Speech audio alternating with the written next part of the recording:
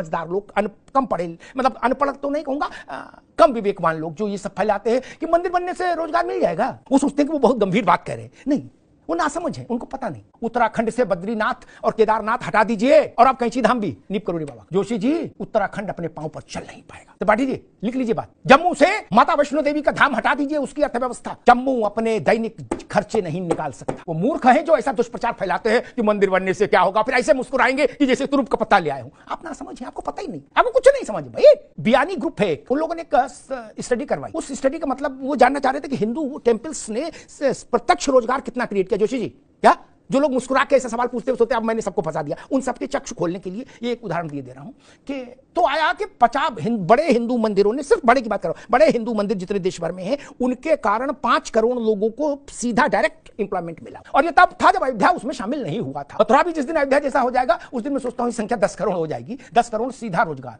भारत में कोई सरकार केंद्रीय या राज्य की इतना बड़ा रोजगार नहीं दे सकती, पंडित जी से लेके आज नहीं दे सकती। कोई राज्य सरकार इतना बड़ा रोजगार नहीं क्रिएट कर सकती। निजी क्षेत्र भी कोई इतना बड़ा नहीं हो सकता कि 10 करोड़ लोगों को रोजगार दे दे।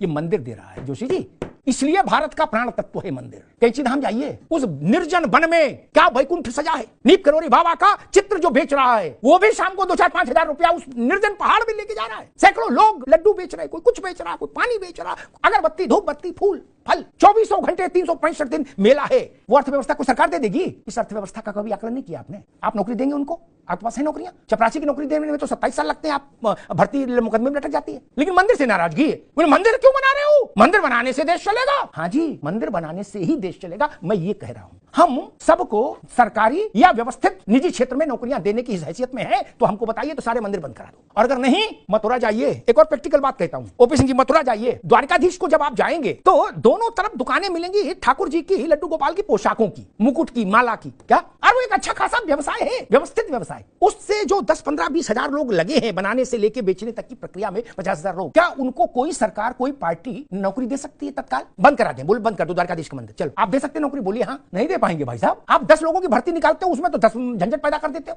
कोई पर्चा आउट के मुकदमा के दिस के दैट। इसलिए मैं कहता हूं, भारत के लिए मानकर चलिए, भारत के मन के लिए भी राम जरूरी है, भारत के भोजन के लिए भी राम जरूरी है, भारत के भजन के लिए भी राम जरूरी है। राम केवल भजन का विषय नहीं है, वो भोजन का भी जतन है, भोजन का भी जतन है। तिरुपति में चले जाइए, जो सैकड़ों धार्मिक प्रकल्प चल रहे हैं, सरकार चला सकती है, सरकार के पास पैसा है। मनरेगा वालों को तो पेमेंट नहीं हो पा रहा।